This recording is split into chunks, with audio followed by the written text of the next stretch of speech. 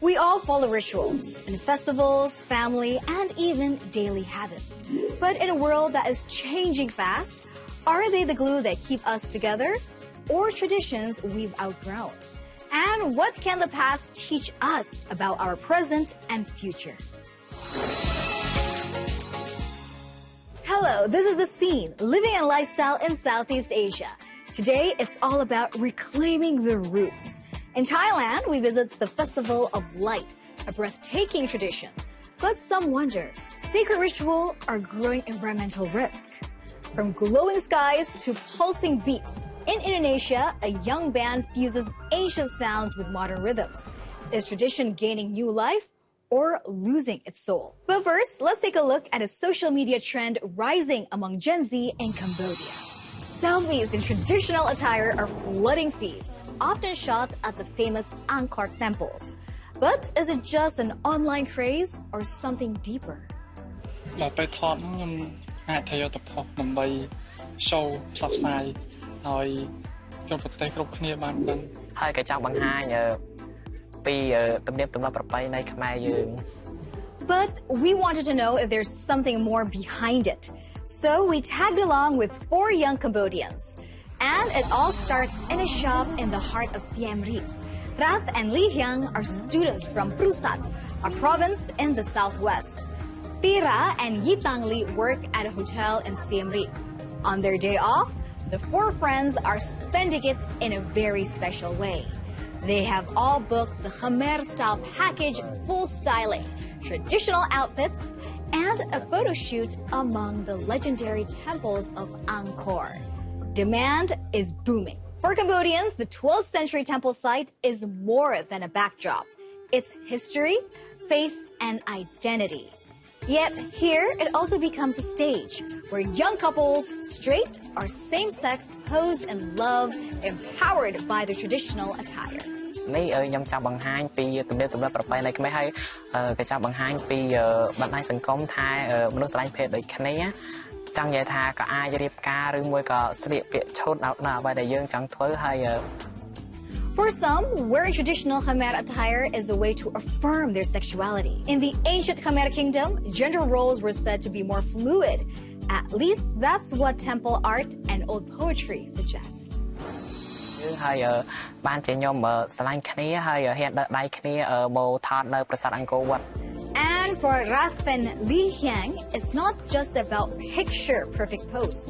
For them, wearing Khmer attire is also a way to defend culture in a time when tradition risks turning into entertainment. ដឹងថាវា popular ដោយសារតែពួកយើងបើសិនជាពួកគាត់ជាជនជាតិខ្មែរគាត់ខិតខំប្រមូលឬក៏ថែរក្សាវប្បធម៌តាមរយៈការផុស Why does it matter so much to them? Well, not long ago, Khmer culture itself almost vanished. Under the Khmer Rouge from 1975 onward, Pol Pot's brutal vision forced millions to flee, silence individuality, and try to erase traditions. Education was banned, temples were destroyed, and even clothing was reduced to one uniform. All individuality was gone. During the Khmer Rouge, everybody is the same. It's a communism, Marxism spirit, and then everyone had to dress the same, all in black. All the cotton that is in white or whatever color, it's just dyed to one color. For years, Sophia Peach has been on a mission to bring back Cambodia's lost colors. On her silk farm near Siem Reap, she revived the ancient craft of spinning and weaving golden silk, a tradition the Khmer Rouge had all but erased. Her path was anything but easy. Without living masters to guide her, she had to reconstruct the knowledge piece by piece, searching museum archives and temple walls for clues. We take the pictures from the temple, and then we draw on graph paper on millimeters, right? Then that's from that graph paper, we design either on ikat, either on brocade. It looks good on social media, but for many young Cambodians, wearing traditional attire is also a triumph over a brutal dictatorship. And for some, it's a way to embrace their identity.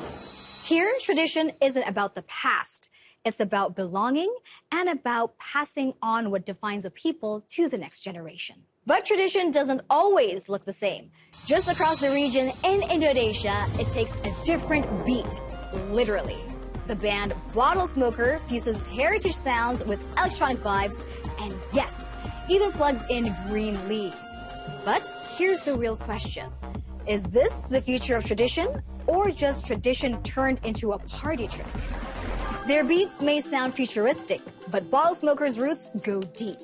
The duo from West Java blends spirituality, heritage, and a good dose of experimentation. Here, almost anything can be turned into an instrument, from ancient artifacts to, believe it or not, tofu. To see how tradition and tech combine, our colleague Irianda Mardanus visited the two musicians in their Bandung studio. Waalaikumsalam. Hey. Sehat? Alhamdulillah.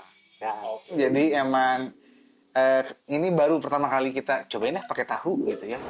Ini ya terus kan khas kita lah ya, Sunda gitu ya, tahu dari Sumedang. Ini jadi saya sampling angklung. Suara angklung ini saya misalnya kayak gini ya. Ini ada bunyinya. Saya rekam, saya masukin ke sampler. Nah, dari sampler ini nanti bisa dimainkan sama tahu. Dimainkan sama tahu? Ya, kayak gini nih. Oh, coba dikit ya. Boleh. The angklung, a bamboo instrument from West Java, has been played by the Sundanese for centuries. Awalnya dari rumah sendiri sih. Kebetulan ya saya dan Nobi tinggal dan hidup di perdesaan lah, gitu, di kampung gitu ya. Jadi keluarga kami masih melakukan praktek-praktek budaya tradisi. Kita belajarnya multikultural dari seluruh Indonesia dulu. Cuman ketika pas ketemu di Jawa Barat atau di Sunda gitu kan. Nah di situ kan kayak terpanggil gitu. Bottlesmoker's music is deeply inspired by Indonesia's local traditions as well as age-old rituals that still thrive in the countryside today. The Harvest Festival of Ngalaksa features sacred music played on the tarawangsa, a Sundanese instrument said to carry healing powers.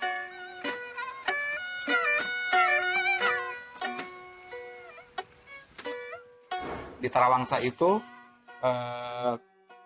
punya ketika kita coba explore struktur-strukturnya itu dia punya fungsi-fungsi yang sangat ajaib gitu. Misalnya ada melodi repetitif yang dimainkan di tarawangsa gitu. Itu ternyata di jurnal-jurnal ilmiah itu bisa memperlancar aliran darah gitu.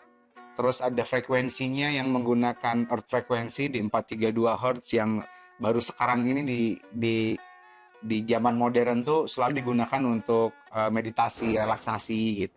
Dan itu sudah dilakukan oleh orang tua kita zaman dulu gitu. Bottlesmoker uses the tarawangsa in a contemporary context, honoring it not just as an instrument, but as a spirit they vow to preserve. For them, keeping tradition alive also means knowing its limits. Because when sacred sounds enter modern stages, the line between homage and appropriation gets thin. Jangan asal gitu. Jadi harus tetap spiritnya masih tetap harus ada gitu. Maknanya, nilainya. Akhirnya kita selalu izin gitu. Supaya apa yang kita lakukan tidak menjadi cultural appropriation gitu ya. Jadi menyalahkan guna gitu.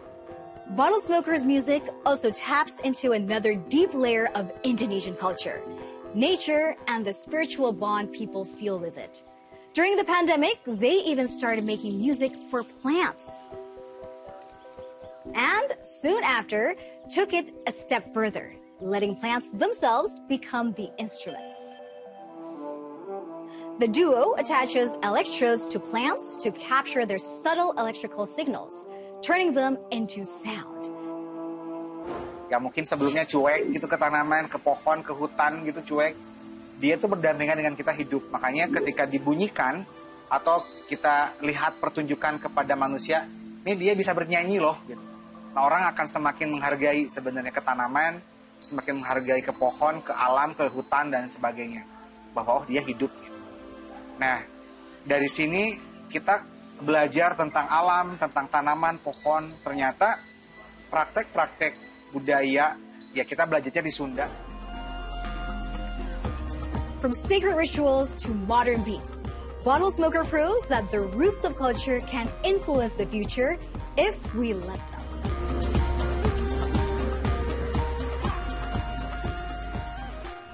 And while in Indonesia, music literally grows from the roots of nature, in Thailand, tradition takes to the skies in one of the country's most dazzling festivals of light. But not everyone is impressed.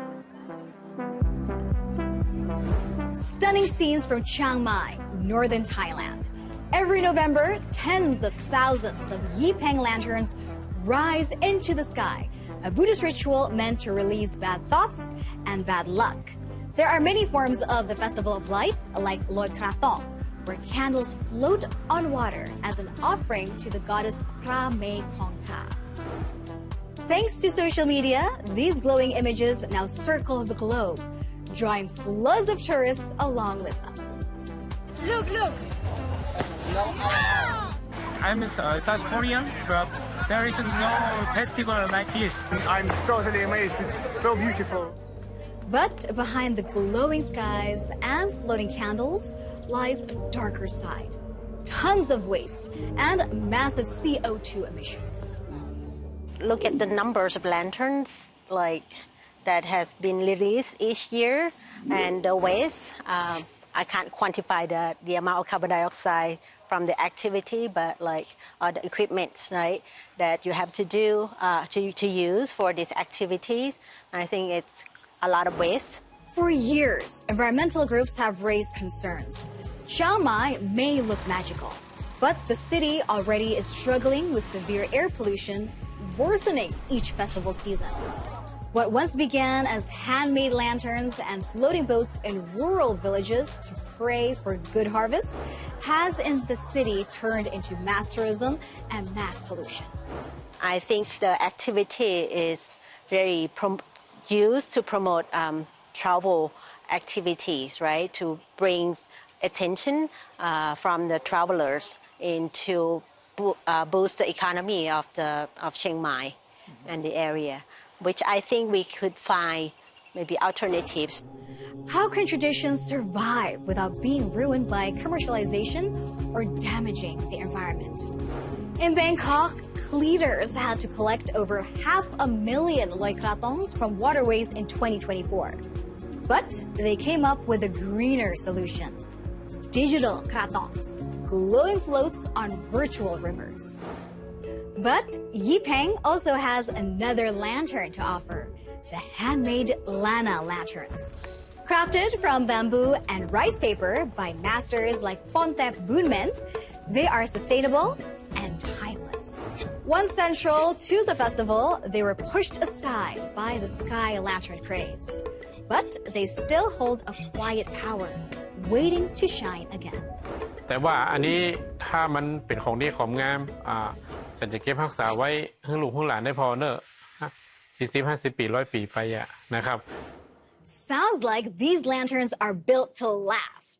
Instead of vanishing into the sky, they stay glowing as festival decorations. At the evening parade, Chiang Mai's finest artists present their most dazzling creations. Among them, Thong Boribun Nartong, a pioneer of modern Lana design and winner of this year's prize for the most beautiful lantern.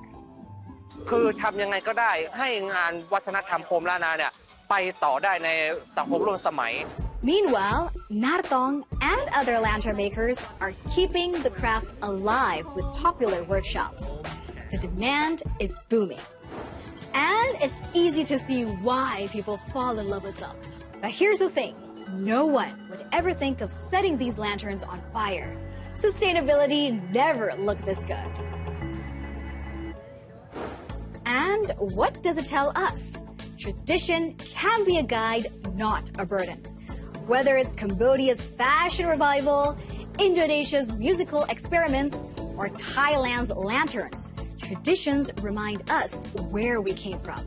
But they only survive if they adapt.